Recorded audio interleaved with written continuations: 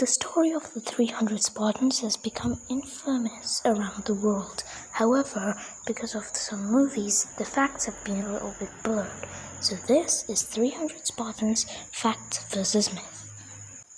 About 2,500 years ago, the Persians had to put down a rebellion around their territories, and the Greek city-state of Athens had supported that rebellion.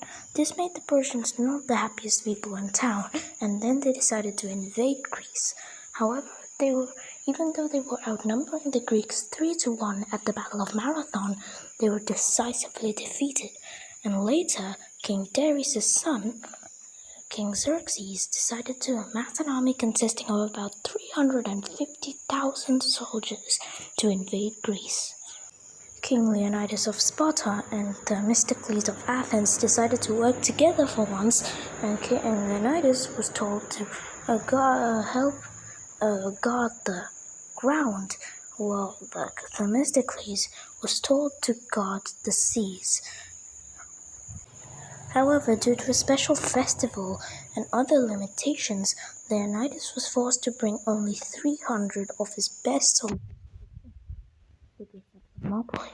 However, they were aided by a few thousand other Greek hoplites, which meant that it was actually about 8,000 Greeks who fought the 350,000 Persians.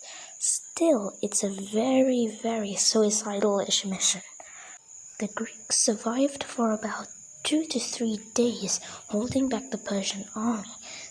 Because of their armor, Persian arrows were useless, and because of the marshes around their defensive positions, the Persian cavalry was useless too. During the fighting, the Spartans encountered the Persian Immortals, which were the elite special forces of the Persian army. However, even they could not defeat the Spartan phalanx formation. The Spartans and their allies could have survived for longer if it weren't for this dude named Ephialtes, who gave the Greeks a defensive position away and gave the Persians a secret path which allowed them to surround the Greek formation.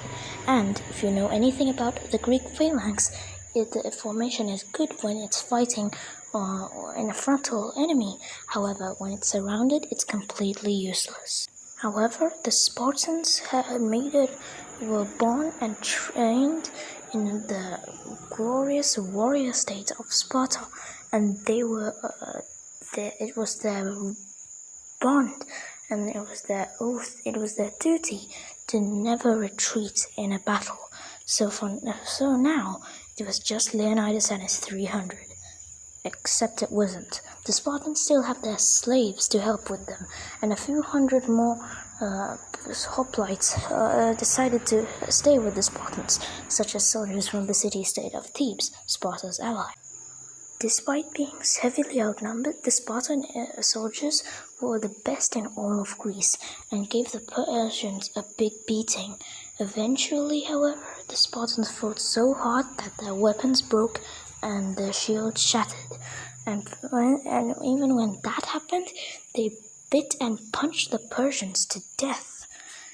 And because of that, and because of the fact that the Spartans like this could keep on fighting and wasting King Xerxes' resources, the Persian king called out his archers on the now undefended Greek soldiers, and that marked the end to the 300 soldiers.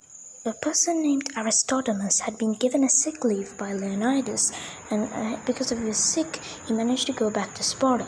However, the people saw him as a coward because he retreated from the battle. So he was called Aristodemus the Coward.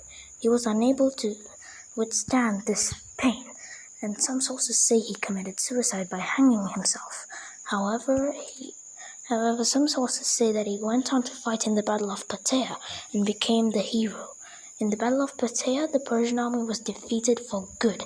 The Spartan sacrifice at Thermopylae allowed the other Greek city-states to unite under one banner for once and defeat the Persians on ground and also on sea after the decisive naval battle of Salamis.